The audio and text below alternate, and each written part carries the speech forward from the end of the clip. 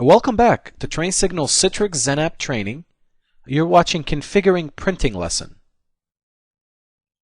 Arguably the most controversial topic with XenApp is printing. Whenever you mention the word Citrix back in the day, people automatically associated that with printing. And it's not because Citrix didn't know how to configure printing properly or the software wasn't mature enough to handle printing. It's because of the complexity and the nature of printing in a server-based computing model, especially when you have devices and printers that are in different geographical locations than where the XenApp servers are. However, printing in XenApp and Presentation Server in general has come an extremely long way. It is significantly more stable. It is significantly better. So in this lesson, what I'm going to try to do is condense all my knowledge, everything that I've learned over the years from a printing perspective, and see if we can make sense out of printing. But what I want to start with first is talk about, well, how does Windows handle printing, right? So how does the job or the print job travel between the client and how does it come out? When it comes out of the printer, how does the output happen? We just want to lay out the groundwork. This is stuff that you probably know. I just want to do a quick refresher so that it would be a nice cutover into the actual topics that we're going to talk about. Then we're going to talk about, common printing terminology. What does a print queue mean? What does a print job mean? Etc. etc. We're going to go in and talk about the different types of printers and print job routing methods that exist with XenApp. So there's a lot of different ways by which you can route a print job using XenApp. And depending on the scenario and the situation, you might want to have print jobs print through the print spooler or the print server itself, and in some instances you might not want to do that. So again, depending on the circumstance, we're going to discuss that and see where it makes sense and where it doesn't. Installing and replicating print drivers is another thing that we want to discuss with XenApp in particular. When a user establishes a session with a XenApp server, you want to be able to have their printers show up within that session. Those printers are going to require that drivers for the print devices that are being automatically created within the session that are coming from the client side. You want to make sure you have drivers for these devices, otherwise they wouldn't map within the session. I'm summarizing here, but I'm just trying to give you an example or an understanding of what it means for installing the printers. And by the same token, we need a way of replicating these print drivers, so that's what we're going to talk about.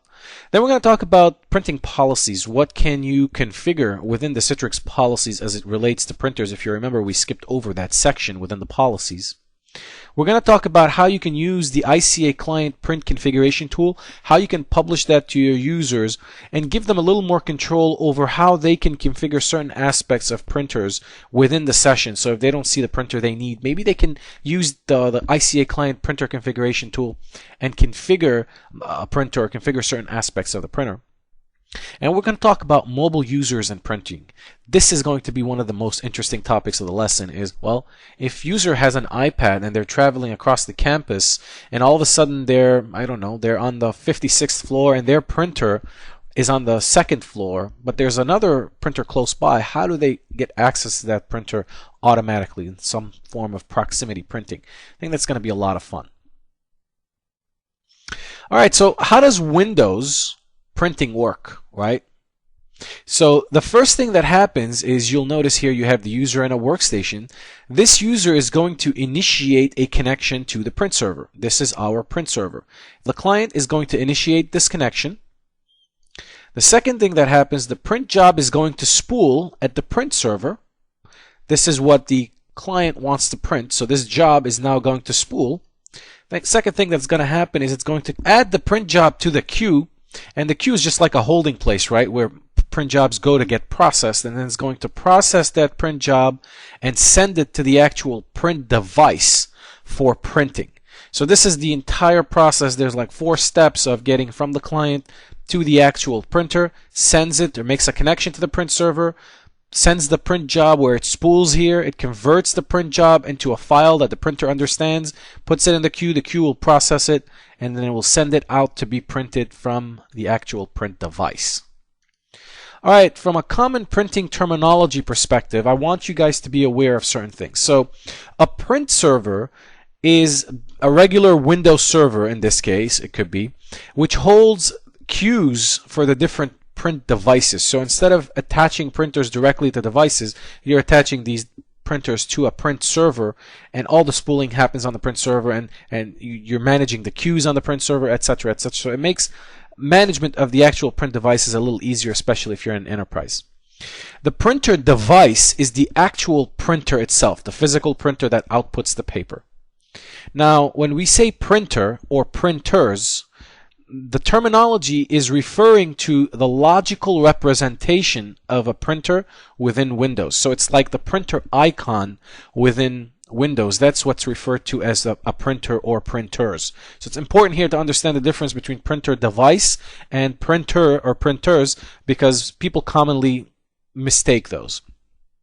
Then you have the printer driver. That's obviously the piece of software that you install on Windows that gives the functionality and the features to that physical print device. So if you want to do collate or any advanced features, the print driver will typically have those advanced features that you need. The print job is the data that is collected when the user clicks on print to print the screen. It's whatever is on the screen. All of that is sort of put into a print job, which is a data file or a packet, so to speak, and then that is transferred over to the print server for queuing and processing out to the printer device. The print queue is a holding area where if you have multiple jobs that you're submitting for printing to a print device, the print queue is what's going to organize them and say which one goes to the printer first. So it's just a holding area. The print spooler service that exists typically on every Windows machine, but it also exists on the print server. It is what sort of manages that print queue. It's that Windows service that takes care of how things are processed to that print device. And then you have the Citrix Print Manager service. That's sort of the relay between Citrix printing and Windows printing. That's what this particular print service takes care of.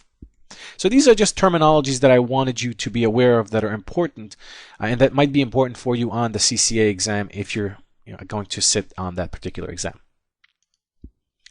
Types of printers and print job routings. Now, I told you when we introduced the lesson that there's a lot of different ways by which you can print using XenApp. So you can obviously use network attached printers to print. That's one way. You have a client that's connecting to a network server or a network attached printing, and you can print that way.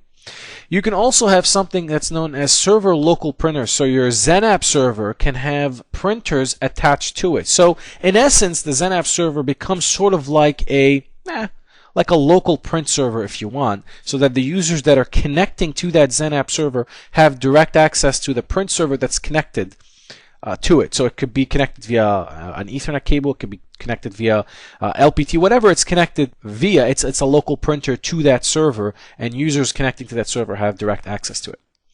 Then you have client local printers. Client local printers is what we all have, for example, at home. You have your workstation at home that's connected, again, either wireless or it could be connected via an LPT port, whatever it's connected towards, but it's directly attached to your client device. And then you have client network printers. Client network printers is when, again, it's attached to your client, but it's attached via the network. So again, the difference between local printers is they're directly attached via a cable, and the network printers could be attached via Wi-Fi or wireless or TCP/IP, whatever the case might be. As long as there's network attached or connected, it becomes a client network printer. So again, from a representations perspective, a network attached printer, this is how it goes in a XenApp world, at least. You have your XenApp server here in the farm. One of the XenApp servers is connected to the network print server, and the network print server is what's connecting to the actual print device. So the routing of that particular print job goes from XenApp server to network print server, and network print server will send it to the print device for printing. Now, in the event of server local printers, you have your XenApp server here, one of the XenApp servers in the farm, that is directly connecting to the print device. So again, you're missing the network print server here, so this sort of becomes like the network print server in essence. And then you have locally attached client printers. Locally attached client printers are interesting because what's happening here is you have the client device, whether it's a laptop or a workstation, that is attached to the print device. Now, if you're a session on XenApp, what you're doing is you're sending the print job from the XenApp server to the client device, and the client device is then going to send it out to the actual print device. So you can see how it can become a little convoluted, a little problematic, especially if the XenApp server is in Chicago, for example, and the client device is in Las Vegas. That print job now has to travel that pipe. And keep in mind, when we said the ICA protocol is a thin protocol. However, as soon as you click on print, you're sending a significant amount of data across the wire. And you have to be able to handle that. Otherwise, the session here that's connecting to XenApp is going to have degradation, because what happens is the client device that's running here is going to issue the print command.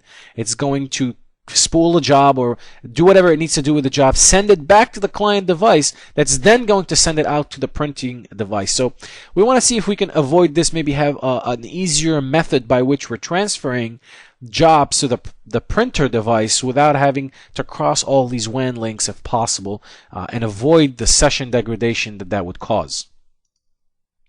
Client network printers, again, depending on how policies are going to be configured, depending on how the printer is configured and connected, it can be a little cumbersome, right? So again, here it's a different scenario, but you have your client device that's logged into a XenApp server and that tries to print. Now, if the client is connected to a print server and the print server is connecting to the network, what happens here is as soon as this user logs onto the XenApp server is going to detect that this client has this particular network printer. It's going to make this network printer available to the user within the XenApp session. So when the user clicks on print, what happens is it's initiating from here. The print job is initiating from here. It's going to go back to the client device. The client device is going to send it all the way back up to the network printer, and the network print server is then going to send it to the actual physical print device. So you can see how it could quickly become a mess here if it's not configured properly, and we want to try to avoid some of these situations. However, in some other situations, this might be something that you want. This is something that might be wanted, and I'll give you an example. If you are giving access to users that are consultants, for example, and this consultant is connecting from his or her network, his or her domain, right? So think about it this way. The consultant, think of them in here. This is their domain. This is their network print server, and this is their print device, and this is NCOM, right? So this particular consultant is doing development work for NCOM. So you give them access to XenApp. Now this user is connecting to XenApp. XenApp's going to detect that, okay, well, this user has this printer. It's going to map it for them in their session.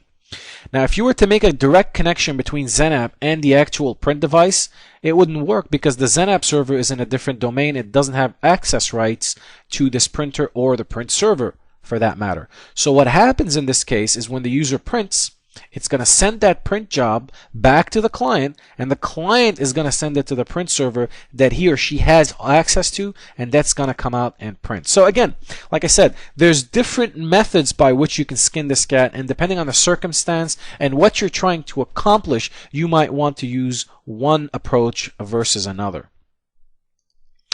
All right, installing and replicating print drivers. Now, for those of you that have been using XenApp and Presentation Server for a while, you'll notice that with XenApp 6, the replication of print drivers has been taken out of the actual delivery services console and the Citrix management console, so it's no longer in there. It's been moved into Windows. So what Citrix has done with XenApp 6, as if you've noticed during this whole course, is there's much more or tighter integration with Windows and Active Directory itself. So you'll see the Citrix policies are integrated. The printing functionality is very, very tightly integrated now with Windows.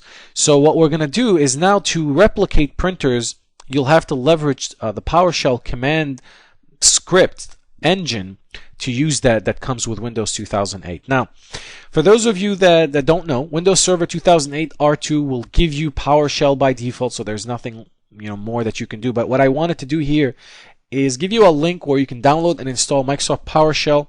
If for whatever reason you want to install it on 2008, not R2 or earlier versions, I've provided a link that I find helpful.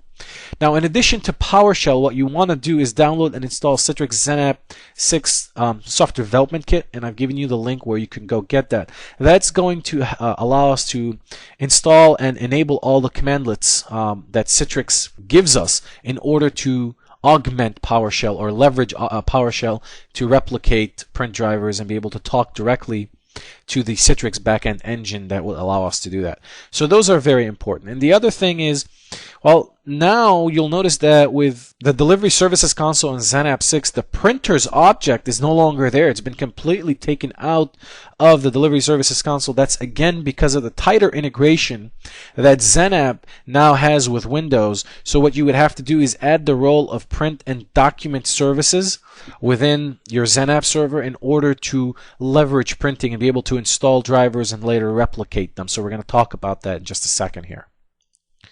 So installing and replicating the print drivers, again, you obviously have to install the print and document services role. I'll show you where you can do that. I'll show you how you can use the PowerShell to do driver replication.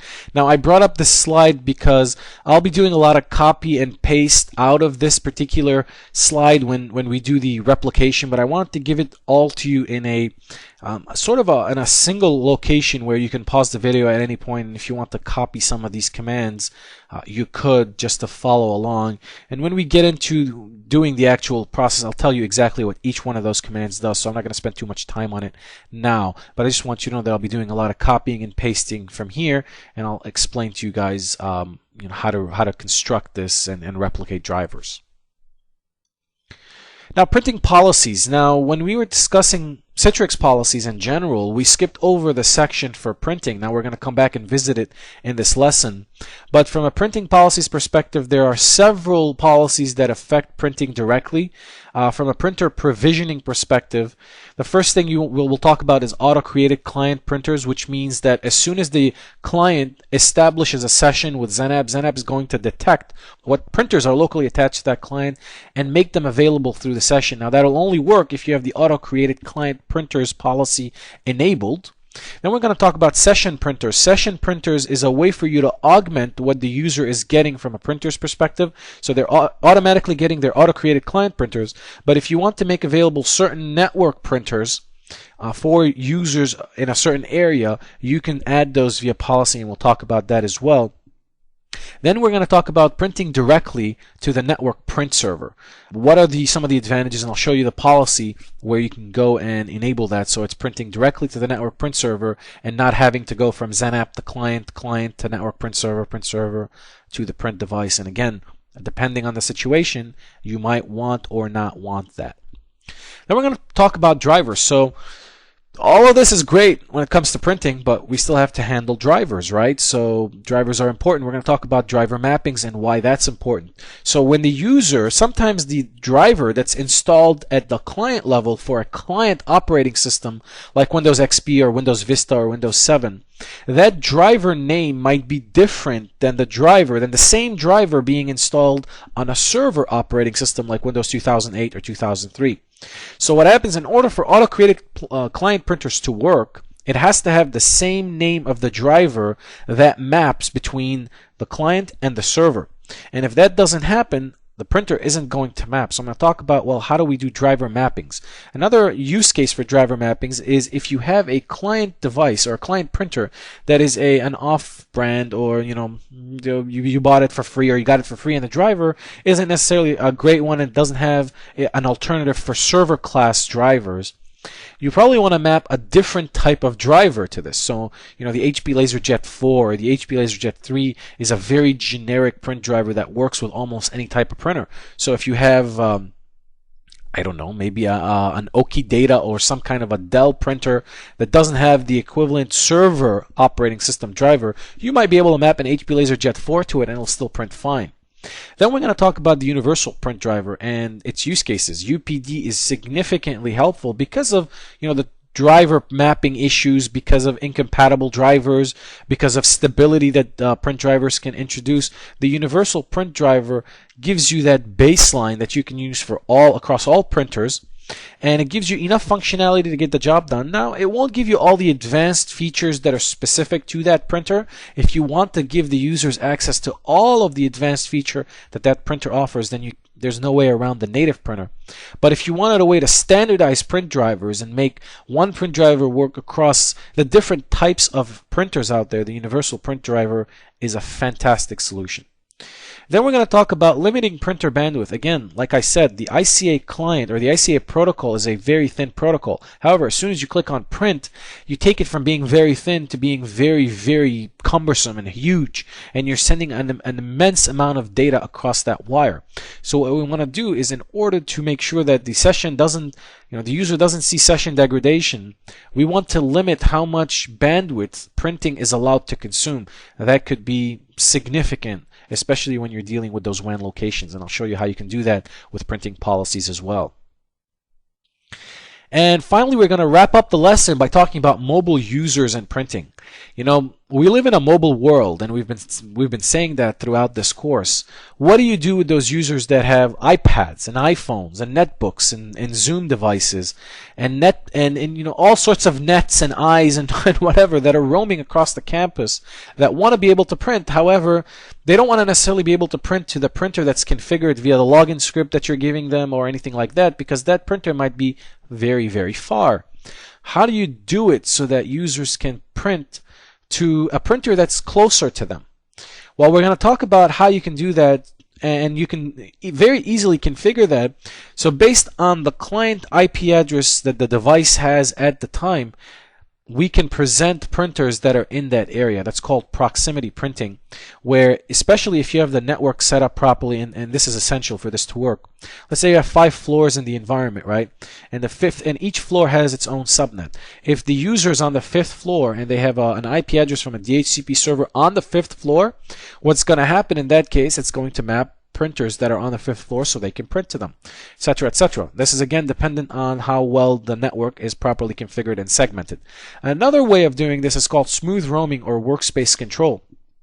So with smooth roaming and workspace control, one of its features is the ability for you, if you're working on a device on the 1st floor, it's a desktop, it's not a movable device, for example, and you decide, I need to go up to the 5th floor because I have a meeting, you can sort of disconnect from the session. Now, when you disconnect from the session is still running on the server. Keep that in mind. And you go up to the 5th floor, and then you reconnect to that same session on the 5th floor. Now it will map the printers that are on the 5th floor for you, and then you can print from that same session, so you don't have to completely log off and log back in for those printers to get remapped. So a lot of cool stuff here. We're going to discuss all of that and how you can configure these cool settings. So let's get right to it. Alright, so the first thing I want to show you first is, you'll notice, again, for those of you that have been using XenApp and Presentation Server for a while, that the printers node in the Delivery Services console has been completely removed. So again, Citrix is offloading a lot of these tasks onto Windows and integrating them very closely with Windows. So the first thing we want to do is install the printer management role, so to speak. So to do that, we're going to launch Server Manager, and under Roles, we're going to click on Add Roles. We're going to click on Next, go through the wizard, and then we're going to select the role for Print and Document Services. Next, we're just going to go with all the defaults. All we care about right now is a print server, so that's what we want to select and install. It's very simple, very easy and straightforward. Once this is completed in a second here, then what we can do is go through administrative tools and go through the print management console and be able to install drivers and then take a look at how we're going to replicate them. Now, while this is busy completing, let me show you where you can get access to the PowerShell. So on every Windows Server 2008 R2 box, you have access to PowerShell right away. You don't have to do anything in specific or in particular. So if you click on Windows PowerShell modules here, it'll bring up the PowerShell scripting engine, and you can start initiating commands. Now, I've also downloaded and installed the Citrix SDK, XenApp 6.0 X SDK, and I showed you the location where you can install or download and install that. It's a very basic, very straightforward installation. There's really nothing to see there. So download it and install it if you want to follow along there. Now, this is completed. The installation here is completed. So we're just going to click on Close, and then we're going to get out of Server Manager. And now let's go ahead and launch the Print Server Management. and you'll see that I now have access to that console. Let's go ahead and maximize that real quick. And then I want to drill down to print servers, XA01. And you'll see now I have access to printers. So again, during the presentation when we were talking about printers, when you click on printers, this is a logical representation of all the print devices that you have. These aren't actually print devices. This is just an object within Windows. So it's important to make a distinction here. So those are the printers that are currently installed on this particular print server, and these are the drivers that are currently installed on a particular print server. Now, if you wanted to install a driver, it's very easy, right? So you right click on it and click on Add Driver here. You go through Next, go through the wizard, whatever it is. In our case, it's an x64, it's automatically selected. We're going to click on Next, and let's say you wanted to add, I don't know, let's go ahead and add HP, and let's find a good HP LaserJet printer. And let's go with the HP LaserJet 4100 series, for example. If we click on Finish here, now it'll go ahead and install that printer driver on this print server. Now this is easy enough, right? Now if you have a small environment, 2, 3 XenApp servers, it's not a big deal. You can do this manual process on them, 2 or 3 times, not the end of the world, right? And if you have a lot of print drivers, you can still kind of get away with doing it manually. However, in environments where you have hundreds, maybe thousands of XenApp servers, I don't think you want to be spending days, weeks going around basically each XenApp server installing a print driver on each one of them. And again, to reiterate why we need to install print drivers, depending on the device that's connected to the client, when that client logs onto a XenApp server, XenApp has to have a compatible driver for that print device in order for the printer to be made available within the session so that the user can print to it. That's why we need to install these drivers on XenApp. Now, that being said, you'll notice also that with XenApp 6, replication has been completely moved outside of a GUI. It's now completely off-shell or offloaded to PowerShell. So in order for you to replicate drivers from one XenApp server to another, you have to initiate a PowerShell script, which I showed you the syntax during the demo purposes. So what we're going to do now is bring up PowerShell, register the Citrix commandlets within PowerShell, and start initiating our replication commands. All right, let's go ahead and minimize this and bring up PowerShell Administrative Tools, Windows PowerShell Modules. Let's center this a little bit. Now, the first thing we want to do here is we want to enable the execution of remote signed scripts so that we don't get this error message, and we have to put allow the server to accept PowerShell commands, so to speak. So we want to be able to enable that particular execution policy. Now, in order to do that, there are 2 commands you can do, right? So I'm going to again copy and paste some commands here, but the first one we want to do is do a get execution policy so that we know what the state of the execution policy is right now. And I'm going to just show you this just so that you can, in your environment, right now it's set to restricted. So what we want to do is enable it. So again, I'm going to grab another command here. Now what this command basically does, set execution policy remote sign, this will allow us to enable the policy so that we can execute commands within. So these are things that you have to make sure you have before you can even start initiating any of these commands. Now once these are in, the other command that we want to do is add all the Citrix commandlets, so to speak, into PowerShell so that we can initiate some of these commands. So what I'm doing here again is we're executing add pssnapin citrix.all basically so that we get all of these commandlets in there. Now what I'm getting here is just an error that basically says, look, you already have those, so you don't need to add the citrix.all, they're already added. So we're just going to completely ignore this error message for now since we've already done this. I just wanted to show you how you would go about and the right steps to go about doing this. Now the first thing you want to do before you can start replicating the print drivers is you want a list of the print drivers that are available on this particular server.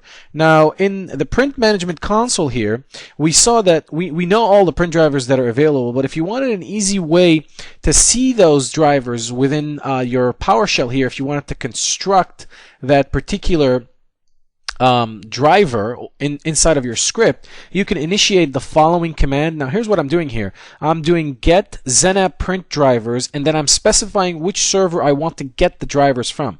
Now I'm pointing it to XA01. You can point to any XenApp server in your farm and get a list of the drivers that are available on that particular server. So if I hit enter here, what it's going to do is it's going to show us a list of all of the drivers that are available on this particular server. Now the driver that we installed here was HP LaserJet 4100 series PCL6, and I know that this particular driver doesn't exist on XA02. So if we wanted to replicate this driver, we're going to use the following command. Now what I'm doing with this driver, it starts with start-xa printer driver replication -driver name, and we put into quotes here the exact name of the driver that we have that we got out of the list up here, and then we're saying source server for this particular driver is XA01, so we know that it's installed on XA01, and I want you to replicate it to the target server XA02. Now if I click on enter here, it'll take a few seconds, but it'll actually go ahead and replicate that particular print driver to XA02. Now in order for us to figure out if this driver actually made it to XA02, what we're going to run is the following command: get XenApp print driver -server name XA02. And voila, it took a second there. I had to run the command a second time, but you'll see that HP LaserJet 4100 series PCL6 has now been replicated to XA02. Now there's another command that I want to show you here. If you want to get some help on the start or the replication process, what you can do is run the following command, which gets help basically on this particular command. And let's do this. If I run the following command, get help on start XA printer driver replication, if we do this, you'll see that it gives you basically some help and some examples on what you can do and what you can run. Now here's the trick. Now once you've replicated the first driver, you don't want to have to do this constantly to every server that gets added to the farm. While you can, this is a script and you can add it in a normal script and just run it, it'll go out and replicate. You don't want to constantly update the script and edit the driver name, and it's just too much of a hassle. If there's an easier automated way of having sort of like a master list that automatically replicates every time a new server gets added to the farm, we want to do that. And that's specifically what we want to do. So the command that I'm going to show you next allows you to create that master list that you can basically add the driver to a master list that gets replicated every time there's a new XenApp server added to the farm. And that command is add XA auto replicate printer driver, and the driver name, you're sourcing it from XA01. So at this point, if I hit on enter, what's going to happen is it just added this particular HP LaserJet 4100 series PCL6 driver from this particular server, has now been added into the auto-replicated driver list, so that every time there's a new server, it'll automatically replicate. Now, consequently, if you wanted to remove a particular driver from the auto-add or the auto-replicate list, you can do that very easily by just adding the remove, basically, syntax, if I can call it here, and the command will look something like this: remove XA blah blah blah, and you have the HP LaserJet 4100 driver here, and it'll automatically remove it from the auto replicate list. Now we don't want to do that, so I'm going to actually just remove this. And that's all there is to it from PowerShell. PowerShell is very powerful. It gives you access to do a lot of things that used to be maybe manual. You can script them, and as you can see, the scripting engine isn't that difficult to figure out or be able to replicate these drivers with it. So go ahead and build your scripts, add most of them to the auto-replicated list so that you can make your lives just a little easier. So what I'm going to do now is I'm going to exit out of PowerShell and also get out of Print Management Console. Let's go back into our Delivery Services console, and let's take a look at the policies that we skipped as it regards to printing. So what we're going to do is click on Policies here, and what we're going to do is go ahead and edit the unfiltered policy. This is, by the way, this is under the user policies where we're doing all of this. So if you click on Edit here and click on Next, and we're going to drag down to Printers. We're going to select on Printing. The first thing we want to do is Client Printer Redirection. This is what we want to enable. Now, We've been talking about how with Citrix you have the ability of automatically creating the printers that are connected to your device and making them available through the session. Now this is the policy that would allow you to enable that particular feature or disable it. So if you have it allowed here, then those client printers are going to automatically be created within the session. If you have it disabled, or you're prohibiting that, and you might want to do that depending on the sensitivity of the application, you might not want to allow users to be able to print. So in some cases this might need to be disabled, but for now we're going to keep this enabled. So we're enabling that feature that allows us to do this, and then we're tweaking it a little more. So what do you want to auto create at this point? Do you want to auto create only the default printer? If you want to do that, you have a drop down box here that says, okay, I want you to automatically create the user's default printer or not. So again, it depends on what you're trying to do. You can set the default printer so that it is the client's main printer. So whatever the client's default printer is, once it maps it in the session, that also becomes the client's printer. You can set that up as well. We're going to click on OK to keep that. And then you have printer auto creation event logging. If you want to add it to the event log, you can feel free to again enable that particular policy, and you have a set of options here on what you're logging, etc., etc. The session printing is what we've been talking about, where if you wanted to add an extra layer of printers, right? So the users are going to get all of the printers that they have as part of their whatever's installed on their devices. But in some instances, you might want to add network printers for the clients that they don't necessarily have access to, but you want to give them access to. So you can click on Add here. You can come back in here and click on Add. For example, if the particular printer that you're looking for is on your domain, which is the case in with me, you can click whack.ncom.local or your domain. Click on Browse here, and if you're browsing the directory, if you find a printer that you like that's in the directory, you can select it, you click OK, and that particular printer will be made available to the users based on who you're filtering this policy to. Now, if authentication is needed, you can always select prompt for network authentication credentials here. If you're logged in with a user that doesn't necessarily have the ability to browse the network for any particular printers, you can prompt for authentication, add in a different set of credentials which give you access to browse the domain and find these printers. So if you find that necessary, you can do that. Once you find the printer you want, you can click on OK here, and it will add that particular printer in the list, and then you can configure some of its settings, remove, add, whatever you want to do. But this is where you can add printers into the session that are not being auto-created. So they're not coming from the client device. You're just making them available through policies. So let's go ahead and click on cancel here and take a look at wait for printers to be created on the desktop. This one's interesting, and depending on who you're talking to, some people like it, some people don't like it. Now, so here's the trick. When users connect through a session, what you're basically saying here is, I don't want you to construct the session. I don't want you to give the user access to a session. So there are start menu to the desktop, nothing, until the printer objects have all been constructed in the background. Now, if you enable this in most cases will have a negative effect on users, because typically the user isn't going to log in and start printing right away. Now, in some cases you might want to. In some cases, maybe your manager comes up and you need to print something and you're logging in specifically to print. So it might be an inconvenience where you log in, you don't see the printers because the printers are still being constructed or created in the background. So what happens is you'll have to wait a few seconds for all the printers to become available. However, you get immediate access to the session. So for most people, for 90% of the people, this might be a good thing to disable, because you want the users to get quick access to the session. You want them to be able to start becoming productive as quickly as possible, because odds are they're not going to print right away, right? So you can have them get access to the application or the desktop and continue to create those printers in the background, and a few seconds later those printers will be available to them, but at least you're not delaying the user until they get access to the particular resource that they're trying to get access to.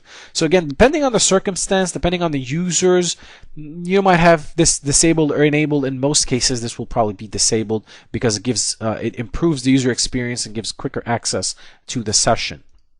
So I'm going to keep that one disabled, and then we're going to move on to client printers here. Now, under client printers, auto create client printers. If we click on add here, well, what type of client client printers do you want to auto create, right? So you have the ability to not create any auto created printers. You don't want to map anything that's coming from the users. You want to auto create the client's default printer only. So if the user has 5 printers installed, you're only auto creating the default printer for that particular user.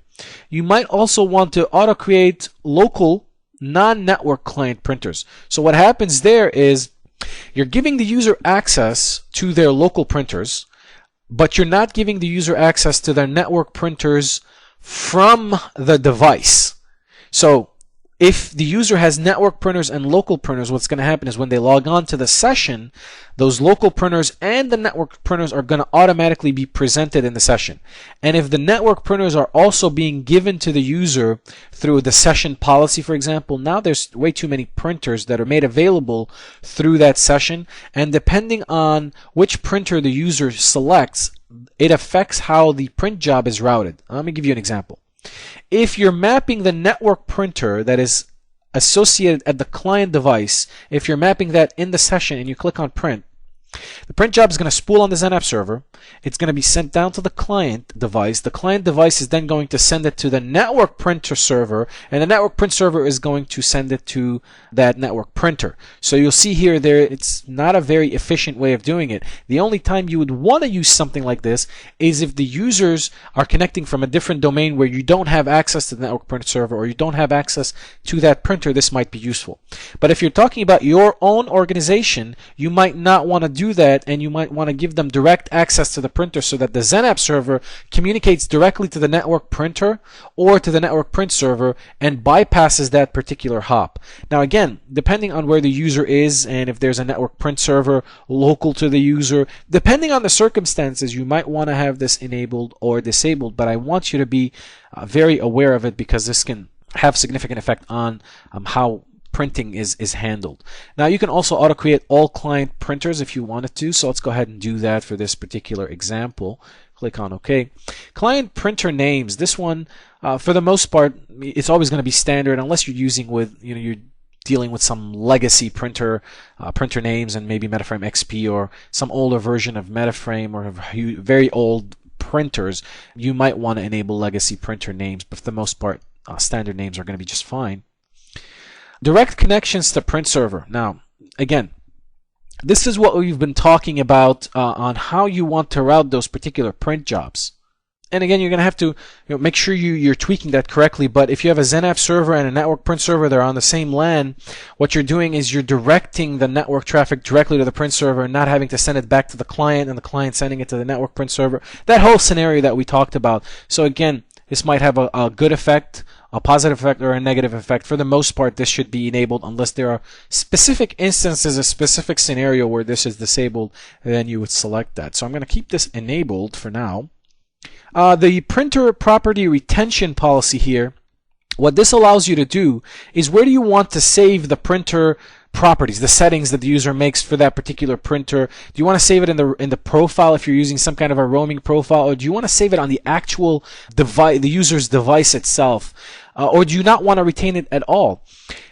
In most cases, the ideal place to save this would be to retain it in the user's profile. Now you can also save it if it's not if it can't be held in the user's profile. Or if you can hold it on the user's device, then do that. Otherwise, hold it in the user profile. That's one approach. Typically, the ideal thing is to save it in the client profile so that it roams with the user wherever the user goes and connects. That those settings are following and they're readily available. You don't necessarily want to keep it on the client device just in case the user changes devices and those settings would be gone. So again, depending on the circumstance, you'll choose the setting that's appropriate. But I wanted to make you aware of the different options that you have access. So for now, we're just going to keep it in the user's profile. Now, retained and restored client printers. What allows you to do here is if a user creates a particular printer using the configuration tool or anything else, do you want that particular printer that the user created or made available to them to be retained so that it's automatically restored the next time the user is connecting? These are settings that, again, based on the set of circumstance and based on the situation, you might want to allow or disallow. For now, I'm just going to keep it allowed. It doesn't hurt to retain those particular settings and avoid that help desk call per se. And then we move on to drivers here. Drivers are interesting. So automatic installation of inbox print drivers. If we click on add, what you're allowing or enabling here to do is, do you want to allow print drivers to automatically be installed on the XenApp server if they're not there? So let's say a user is connecting from a device, and that particular device has an HP LaserJet 4100 on there, but the HP LaserJet 4100 driver isn't installed on the XenApp server. If you enable this policy, then as soon as the detection happens that, okay, well, I understand that this device needs an HP LaserJet 4100, I'm going to automatically install it, and you're giving the session the right to automatically install that particular driver. This can be dangerous because you don't want print drivers to automatically be installed. You want to be able to control what drivers are being installed on the server, but in the event that the device doesn't find an appropriate driver, then that mapping doesn't happen. So here you have to weigh in, well, how many help desk calls am I going to get? Is this worth the headache or not? In my opinion, it's definitely worth the headache. So you probably want to have disabled this, and you want to manually control which drivers are being installed on that particular XenApp server. For safety reasons especially. Now, again, drivers used to be a very sensitive conversation because drivers used to crash XenApp servers and MetaFrame servers years and years ago, especially those drivers that are not signed drivers or not drivers that are built for a multi-user environment. Drivers have become much better, especially with Windows Server 2008 R2. So the likelihood of that happening is low, but I would still feel more comfortable knowing what is being installed on that server rather than having those drivers getting installed without my knowledge as an administrator. So my recommendation is to have this disabled unless there's a reason for it to be enabled, and there might be in some instances.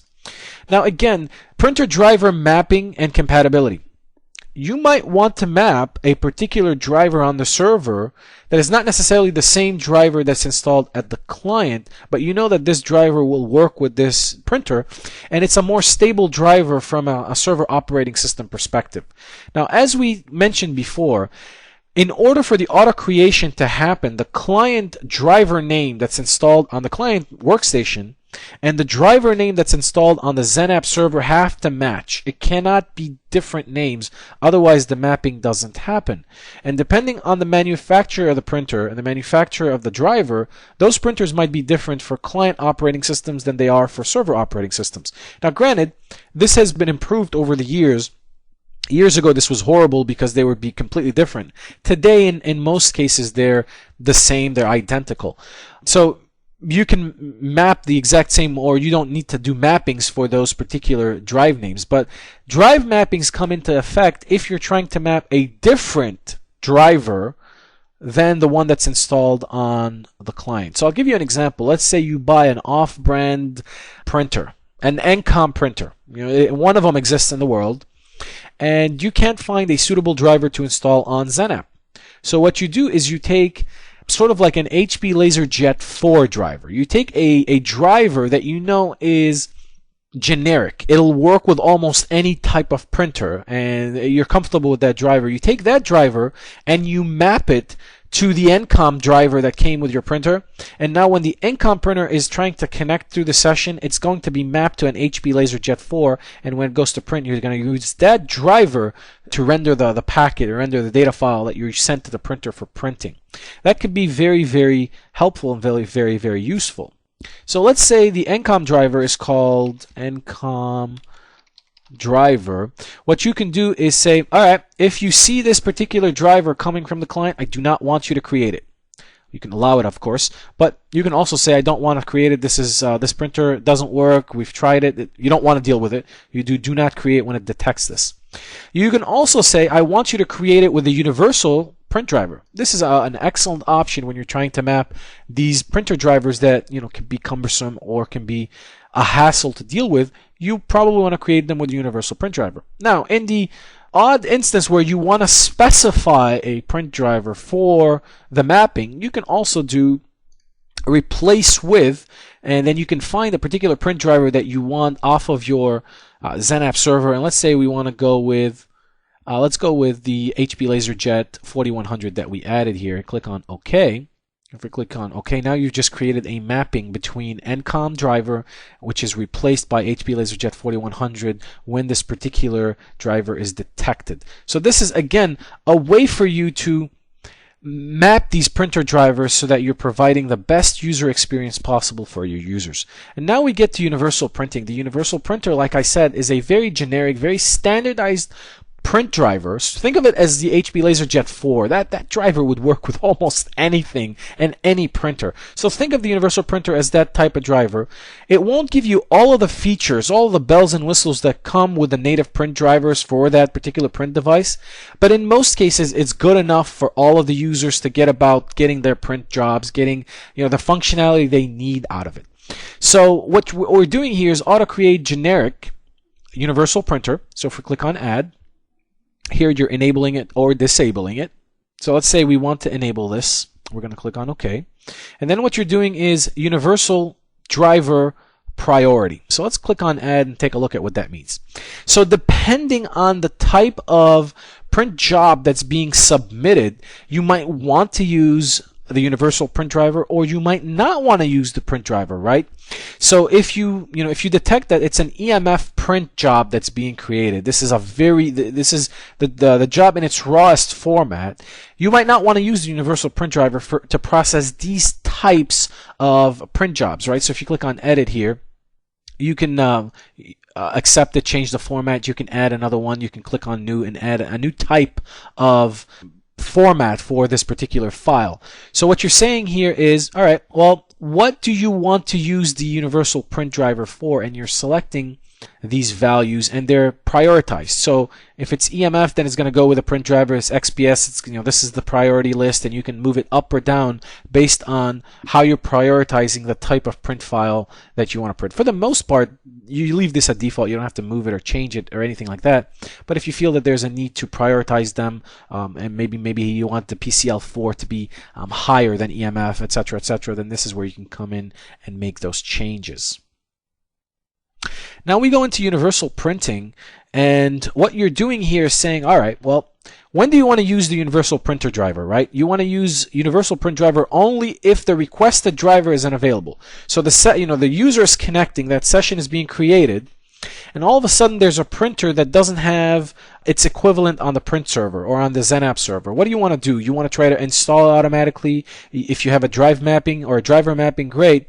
But what happens if none of the above exists? Well, in that case, use universal print driver only if the requested native driver isn't available. So in that case, you get the universal print driver, and you have the option here of use only printer model specific drivers, which means you're always using the native print drivers. You're not using the universal print driver at all. You can only use the universal print driver if you want to. Again, use universal print driver if the native driver isn't there, or use printer model specific drivers only if the universal print driver isn't available. So in my implementations of XenApp, honestly, this is the option that we usually select. We want to use the universal print driver. In the event that the universal print driver is unavailable, then fall back or fail back to using the native driver that you have installed on the XenApp server.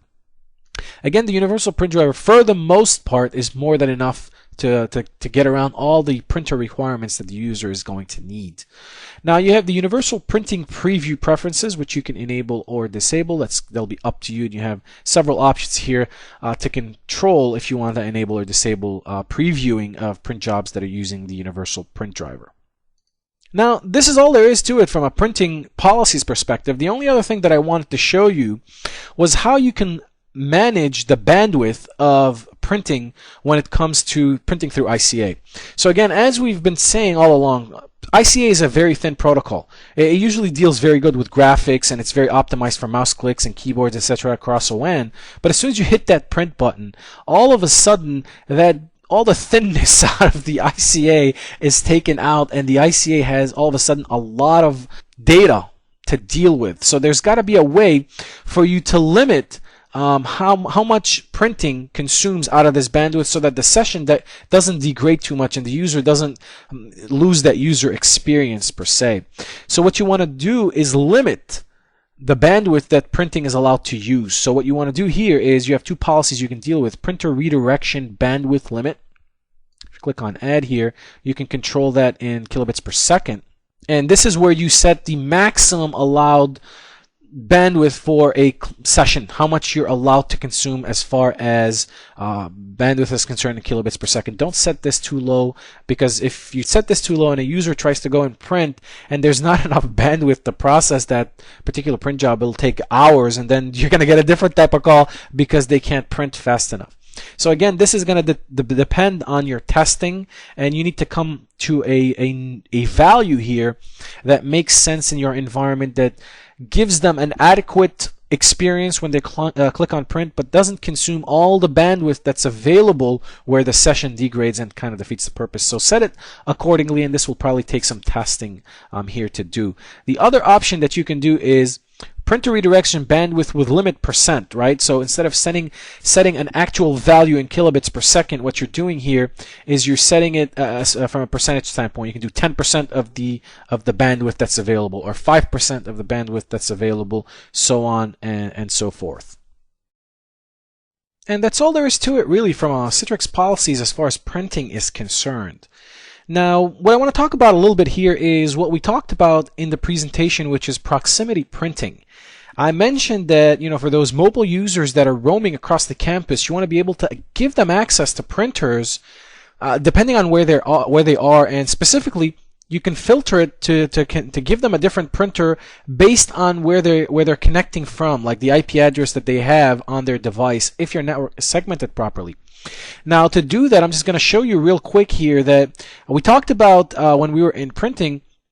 We talked about session printers. So let's say you wanted to configure proximity printing for those laptop users based on a subnet, a particular subnet.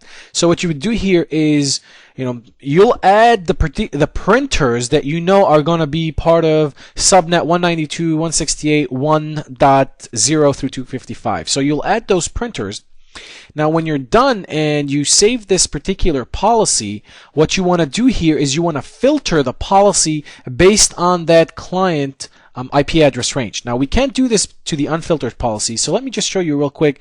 If you create a policy here, let's say you want to call this policy 192.168.1. Let's say X printing, or print policy.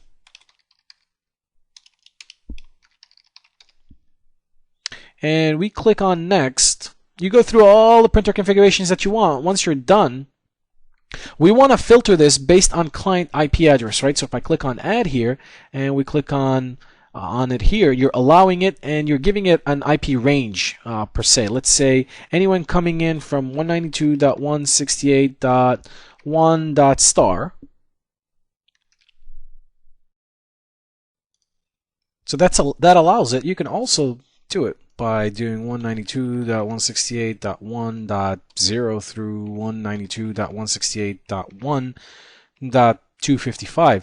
Now you can click on OK. Now the other thing that you can do in here is, if you click on Add, if you wanted to filter out certain clients so that they don't get that particular printer, you can also set it to deny, and then set the same ranges if you wanted to do it. So you can get very granular with what you're doing from a policies perspective and who you're applying this to. But if we're applying this to anyone coming into the 192.168, and if you configure that policy, you click on OK, click on Next here, you're enabling the policy. Click on Save, bada bing, bada boom. Now you're creating more policies, and you can create different policies for the different subnets or the different geographical locations, so that when a user is connecting from that particular location, they're getting a different type of printer that you're delivering via session printing. Now, the other thing that I mentioned that we talked about is workspace control, or smooth roaming. Now, that's configured via web interface, and we talked about that in the web interface lesson. I'm just going to refresh your memory real quick. If you click on Start here, if we go to All Programs, under Citrix, and under Management, we're going to launch the Citrix Web Interface Management console. On your site, if you right-click on it, drag down to Workspace Control. This is where you can configure the workspace control settings, and one of the things that you want to be able to do is enable the reconnection button. Obviously, you want to be able to reconnect, etc., etc. So you can configure workspace control here as well, so that when users are disconnecting from a particular device, you don't disconnect the session and they can pick up the session on another device, and you can, it'll have all their printers automatically reconfigured for them at that point. So I just want to refresh your memory here on where that was. Now, the last thing I want to talk about in this lesson is how you can give access to your users to the ICA print configuration tool, which allows them to have a little more control when they're inside of their ICA session if they want to connect to certain other printers that maybe aren't available, and they don't necessarily have to call the help desk to do that. So under applications, you should publish that to all of your users. And just to show you where that is, if you go on all programs here and you go under Citrix, under administration, you'll see that you have access to the ICA client printer configuration tool. Now this tool will only run when you're inside of an ICA session. So if you try to run this on the console or within RDP, it won't launch. So you want to make sure you publish it and give your users easier access to it. Now I know some of you will probably freak out and say, I don't want to give them access to this type of an application. But if you take a step back and think about what you're really giving them access to, all they can do with this tool is add another printer. It's the same thing as if they were on their local desktop and trying to connect to a printer. It's the same process, except you're giving them that ability from within an ICA session. So I strongly recommend it. Now to do that, we're going to right click, publish application. It's just a normal way to publish an application. It's installed locally on this particular XenApp server, so we can use that. So I'm just going to call it ICA printer configuration tool. And we click on next. It's installed anyway, so we're just going to go defaults. Now its location is under C program files x86 in the Citrix folder under system 32. And we're going to scroll all the way down here. And there it is. It's printcfg.exe.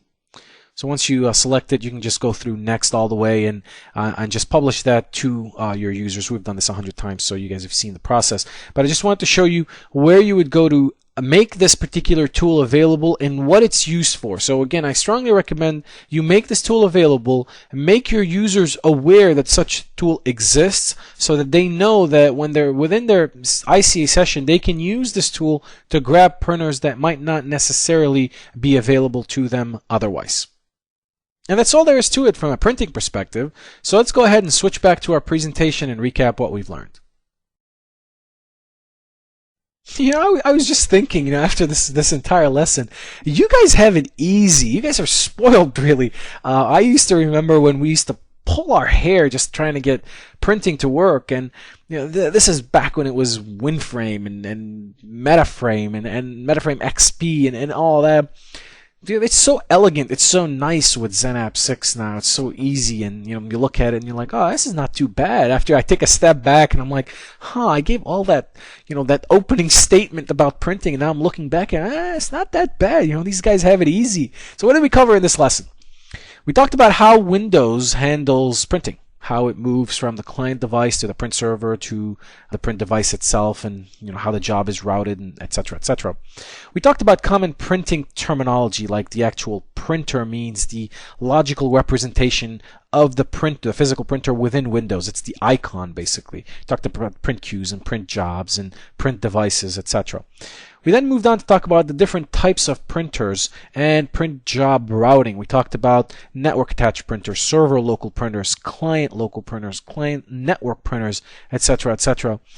We moved on and talked about the installation and replication of print drivers, and we mentioned that with XenApp 6 you no longer can replicate through the GUI, and that the printers node has been moved out of the GUI and it's now completely offloaded onto Windows, and you have to install the print and document services role within Windows Server 2008 in order to manage and install print drivers. And then I showed you how you use PowerShell to replicate those print drivers from one server to another.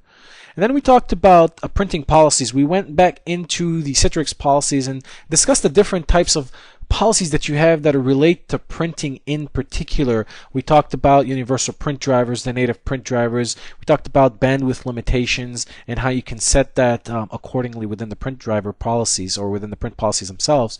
We then talked about and published the ICA client printer configuration tool, printcfg.exe. And talked about how that is a useful tool for users to have access to, just in case they want to be able to map certain printers or do certain things within the session that they don't necessarily have to call the help desk, even though they will call the help desk anyway. But we talked about how you can publish that tool and make it available to them in the event that they know or can use it. And then we wrapped up by talking about mobile users and printing and what you can do and how you can configure proximity printing so that if users are on, at different locations within the campus, based on the IP address that they're connecting from, how they can get access to certain printers. We also talked about smooth roaming and workspace control, and how if the user disconnects from a particular session on device A, moves to another area of the building and uses device B to connect to that same session, how you can map the printers for that particular user from that new location. Finally, I hope this lesson was informative for you. There was a lot of information about printing, and I'd like to thank you for viewing.